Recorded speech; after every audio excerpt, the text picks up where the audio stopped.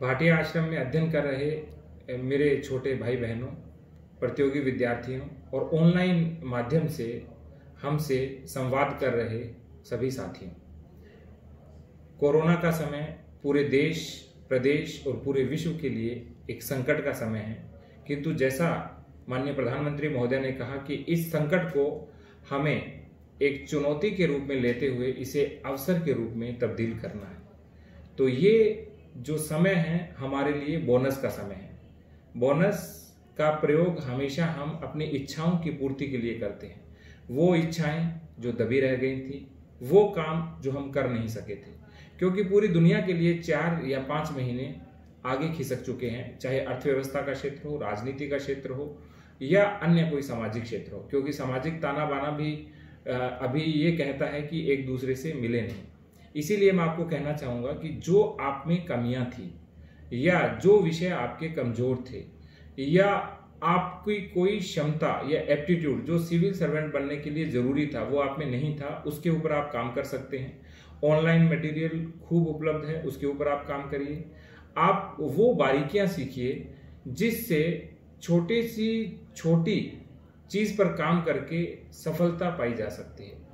एक छोटा सा एग्जांपल दूंगा, जैसे किसी का लेखन क्षमता कमजोर थी, तो अब जो भी ई न्यूज़पेपर आ रहा है उसके अंदर छोटी छोटी चीजें खोजिए कि कौन कौन से विषय हमारे कमजोर थे,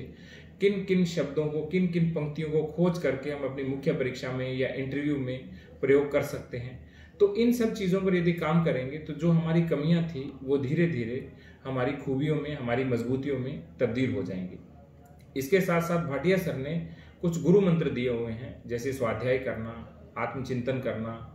और नियमित रूप से प्रश्न पत्रों को हल करना, जो टेस्ट पेपर भाटिया आश्रम में बन रहे हैं उन सभी को हल करना। तो उन सभी चीजों पर भी हमें काम करना है। एक और चीज, कोरोना का समय ऐसा समय है जब हम टेक्नो फ्रेंडली बन सकते हैं। बहुत से हमारे साथी होंगे जो मेरी तरह टेक्नोलॉजी से दूर भाग रहे होंगे,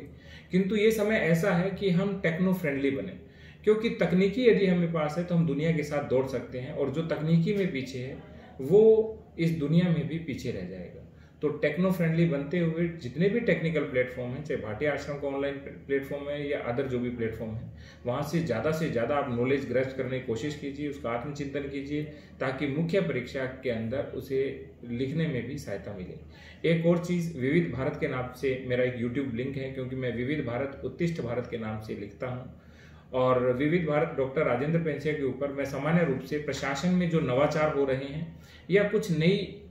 केस स्टडीज हैं वो उसके ऊपर मैं अपलोड करता हूं। आपकी इच्छा हो या आपकी परीक्षा में यदि सार्थकता हो तो आप उसको भी देख सकते हैं, और अन्य अनेक प्लेटफॉर्म हैं, अन्य अनेक इंटरव्यूज हैं, उनसे आप मोटिवेशन ले सकते हैं। तो जितने भी